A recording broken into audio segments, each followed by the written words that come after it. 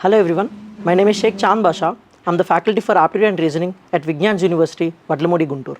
I want to talk about a crucial aspect of preparing and clearing entrance exams, competitive exams and placement related assessments. I hope you have guessed it.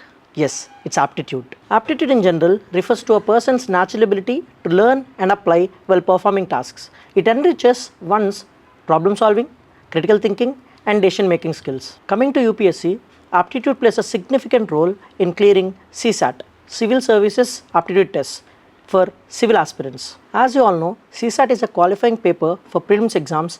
If you are weak in this section, it may even reduce your chances to qualify for the main exams. Not only for CSAT, to clear entrance exams like GATE, CAT, XAT, or top competitive exams like CSAT, IBPS, SSC CGL or defense, etc., aptitude plays a very significant role to clear these aptitude tests. The Civil Services program at Vignans University integrates CSAT preparation with general studies and enhances your chances to clear various entrance exams, competitive exams and placement related assessments with ease. In a nutshell, as mentioned at the start, aptitude is not just a test, it's a tool that enriches our personal and professional growth. Thank you.